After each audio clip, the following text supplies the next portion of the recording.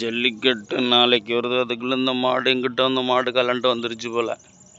ஜல்லிக்கட்டு மாடில் மாடுகளோட மாடை தப்பிச்சு வந்துருச்சு. இந்த மாடு ஓடுது மரண்டு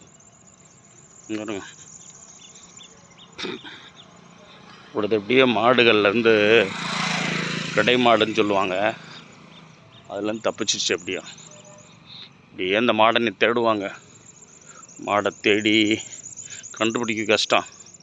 1000 மாடு 2000 மாடு வச்சுருந்தானே எந்த மாடை எப்படி கணக்கு பார்க்க முடியும்? ஒரு குத்து மதிப்பை அடிச்சு விட்றதேன். காண அந்த மாடு இனிமேல் தேடி போய் அந்த மாடை தேடி போகும்.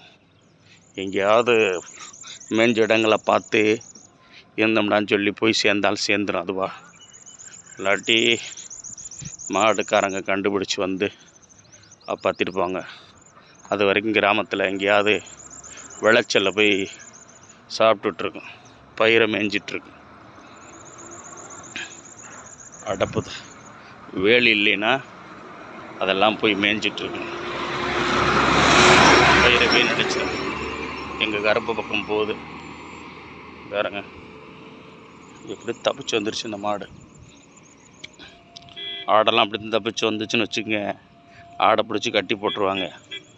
கட்டி போட்டு ஆள் தேட வரலைன்னா சொந்தமாக்கிடுவாங்க. பாருங்க எப்படியோ தப்பிச்சு வந்திருக்கு இந்த மாடு. பசு மாடு மாதிரி தான் இருக்குது, காளை மாடு இல்லை. எப்படியோ தப்பிச்சு வந்துருச்சு. மரண்டு போய் தெரியுது.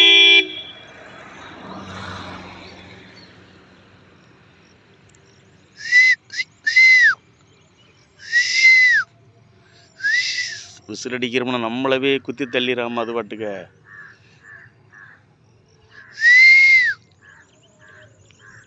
மாட்டுக்காரங்களவே காணாம்.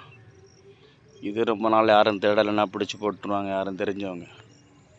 ஆனால் நிற்காது, பயங்கர இதாக இருக்குது, ஓடத்தான் பார்க்குது. மாட்டு பொங்கல் வருது நாளைக்கு பாருங்க. எங்கேயும் ஜல்லிக்கட்டாக தான் இருக்கும். எங்கள் அண்ணன் சொல்லிட்டு போகிறாரு, குத்திரும்டா.